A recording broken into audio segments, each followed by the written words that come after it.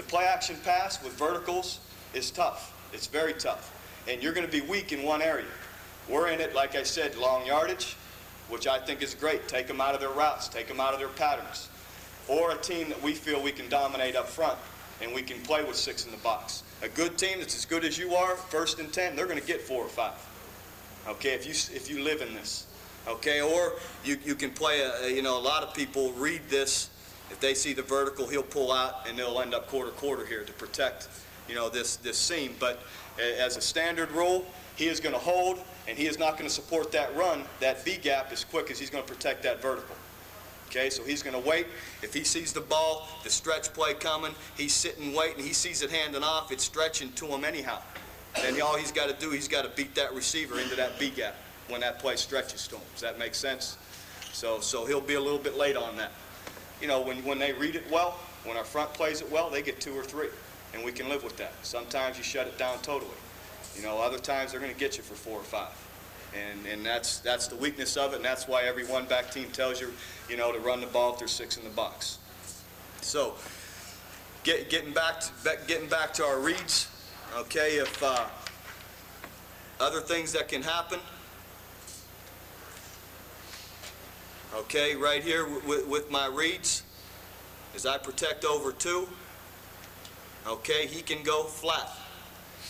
If he leaves, okay, and goes outside, I'm going to widen, and I'm going to turn, and I'm going to pick up 1 coming in.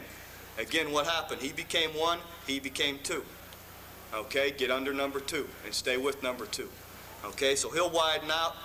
If it's a curl, you ought to eat up flattened curls. It's if these guys are doing anything at all, okay, they shouldn't be able to run a flatten a curl, because that route takes him right to the curl. And we'll physically, as we run out, we'll turn and we'll find that curl, and we'll look it up, hunt it up, get our hands on it, and get our head back. Okay, so we want to turn and hunt routes up. Now, if this guy were to flag, that's awful tough, because he'll start to hook up for the curl. Okay, and they flag. All right, so our corner, the way he'll play that,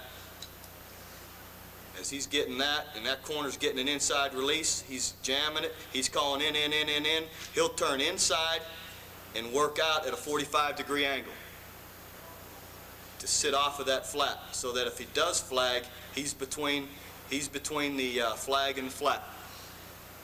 Okay? Does he turn long, or is he backfill? Which way does he turn? He's going to turn into the receiver. So if that's on that side, he's releasing inside. There's the inside. He's jamming him. Okay, he's calling in to his linebacker. He's going to turn here, and he's going to run out at a controlled run, all right, at a 45-degree angle, so that he can see the route as he turns inside. And as he does that, he's going to feel, okay, what's going on here, so that if it is a flag and they throw the ball to the underneath shoulder, I expect that corner to make the play on the underneath shoulder, and of course the safety on the top side shoulder. Okay?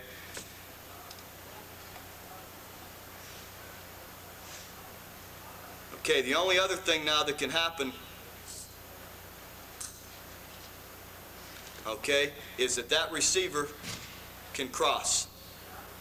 Okay, that's your last key. If he crosses, all right, and that's where this backer comes into play now.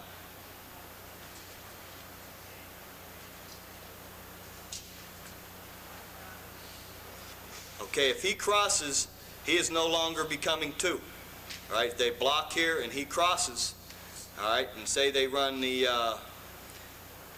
smash route over here. Okay, or say they're running verticals. That's going to take this guy out of this hole, isn't it? That's his role, play the vertical. All right, so he's gone with the vertical. This corner's protecting this boundary. Okay, this middle backer's role is stay over 3. As soon as there's a crosser, he jumps the crosser, because that's 3. Okay, so he'll jump that crosser immediately, that Mike backer in the middle. He's going to jump the crosser because it's 3. Your role is, as a backer lined up over number 2, if your guy crosses the field, all right, to the other side, you immediately go back for the squaring, right here. Because normally when they run an under in front of you, they're bringing somebody in and back to square in behind it. Okay? So as they do this, again, you know, as they come here, he becomes 3. If they block this way, okay, he's becoming, as he blocks and maybe checks out, he'll become 1, he'll become 2. Okay? Again, we don't get so tied up in the numbers as we teach them routes. You get an under, you get a crosser, you turn, and you go straight back for the square and look for it. If it doesn't come, square back up, okay, and look to come up, you know, and close up on the check down. For instance, if this guy were to post, all right, and takes himself out of the square and check back up and try and squeeze back to the check. Okay, so it really, you know, holds true on any route. Let me show you. I'll show you now from a pro formation. Okay, and how we line up. We go Will, Mike, and Sam. Corner, strong, corner, free. Okay, he's keying 2, he's keying 2, he's keying 3. Okay, in this kind of situation, these two will communicate to each other banjo, which just means everybody's going to do this. You know, or they're going to cross those 2 up, you know, trying to change up who's 2 and who's 3. Okay, but as they did that, okay, he started off being 2, he started off 3. Once they're here, he's 2, he's 3, right? Mike's going to stay over 3. Sam's going to widen over 2. Okay, if 2 continues to the flat, he now became 1, he became 2. Get under 2. 3 is vertical, stay over 3, protect that seam. Okay? He's vertical, that's 2, protect that seam. Stay with it. If tight end were to cross, Mike, that's 3, close that crosser. Okay? He stops, sit on it. Start calling it out, smash, smash, smash. If he's inside releasing, call it in. Will's running with the vertical. He's getting an in call. That'll take him off the square. That'll take him off the vertical because he's looking for the square. Any questions on this part of it? Okay. Let me go to I'll go to a trip set. It's okay, so we got corner again, we got Will, Mike, we got Sam's got to line up halfway out between his run responsibility and his pass responsibility. Corner, strong, and free. Okay, what are their keys? 2, because he's out on his vertical, he keys 2. Mike's keying 3. There's already a 3 receiver this side, and it's because it's a trip set. Okay, his key now is gone. He normally keys 2 this way, correct? What is his rule if the tight end was here and crossed that way? His 2 is already done what? Gone across. Okay, his 2 has already left him, so his job initially is to go straight back for the square. Does that make sense to you? How we communicate that to him? Your 2 has gone across already. Mike has already jumped him. When your guy leaves you, you go back to the square. Okay? So, if they're going to run verticals, okay, protect over 3, widen that seam, right, to your safety. You know, jam it, reroute it, protect the boundary release. Okay, it all holds true with verticals. So we're going to be running with all those seams. Okay? He'll run with it. What happens with the check, guys, a lot of people are going to run you off with verticals and then throw the check down, throw the ball to the check down back. He'll check for square in first. Okay, they block here, and then he releases. As soon as he sees stretch, he'll come back to that check. Okay, now they're going to run away from him. But that's what these corners have to do. They're going to jam that. They're going to jam and protect that boundary, right, to a point. And then they have to read the quarterback's intentions. He sees, you know, he starts to close, and this guy's beating him to the sideline. Okay, that back on the linebacker. You need to go, because the window's open right here. You got to close that window with the Mike or with the Will backer here that just came back for the check. So that Mike backer or Will backer, whoever's coming back on that check, has to have a point to chase to. So as he's squeezing that back and chasing that check, that corner's got to come close the window with him. He can't just run out and sink on that boundary. He's got to watch. As he does that, he's got to see the quarterback. and that quarterback's shoulder drops and he's dropping that check, he has to be screaming to come back and close the window with that backer. And we're doing it this way, guys, what we find a lot of times that quarterback, and we'll get in 7-on-7 to make our quarterback eat the ball quite a bit, because he'll go now, they read it all right, now I got my back, but you don't have the back now. It's like a matchup man. Now we come back and we're on that back. It's not like we're all sloughing back in zones, giving them the check down, and then they get 5 on the check. We want to take away the check as well. So after after he checks for squaring, he'll come back to the check. In the last picture I showed you where the tight end was over here in a ace set, and they all go vertical, that Mike backer will sit right on, he'll check for crossers, right, for 3 coming from either side. No crossers, he'll come right back to the check.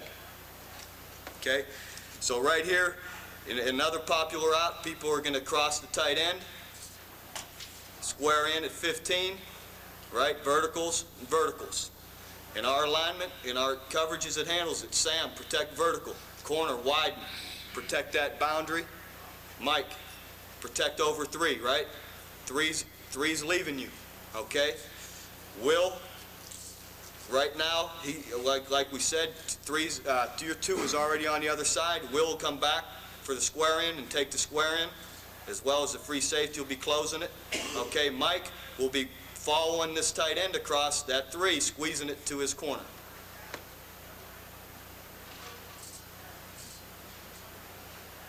Okay? So, again, with trips, all the, I'll show you another, the twin trips and how we adjust it. It holds true. Okay, we always have Sam to the tight end. Mike, Will now comes halfway between his gap responsibility and his receiver. We bring our corners over. It can be strong safety, however you line your people up. But in this kind of set, we're gonna over-rotate our secondary, okay, and leave our strong safety backside. So he's gonna be half field backside. He's half field this side. Responsible for corner here. Protect over 2, protect over 3. Okay, he's gonna protect over 1, which is right here. Mike here is gonna protect over 2, this side. Okay?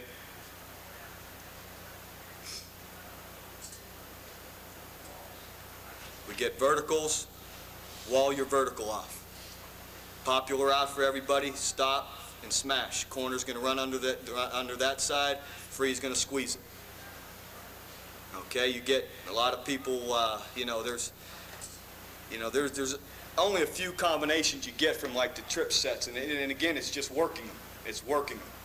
And our people, we'll sit there and we'll get in each of those formations and we'll just run combinations in a 3-on-2 drill. And those guys get used to, okay, reading patterns. There's always someone underneath you, behind you, all of that. And it gets down to communicating it.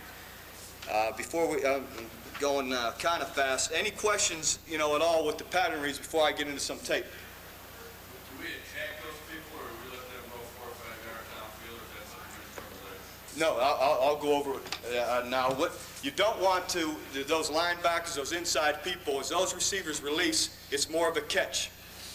You don't want to get over aggressive, lunging at them. You get to reaching at them and they clear you. You don't want separation between you and the receiver.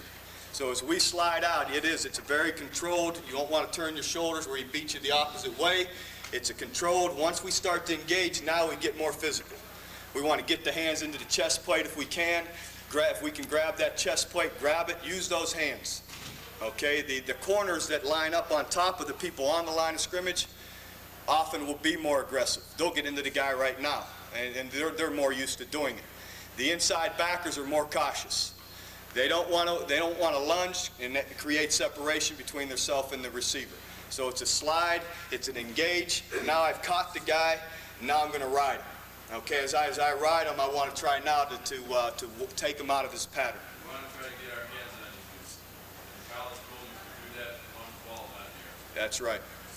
And they say that he can't be, once he's even with you or behind you, you can't touch him. They don't call that. Honestly, this year we played bump and run man, and really got to doing a lot of drills, and I'll show you a little later, using our hands. We were called once for pass interference. They don't call it. you know, and or for holding. So it's if they're allowing it, and to this point they are with us, use those hands, get on those receivers, and take them out of their routes. Let me show you some tape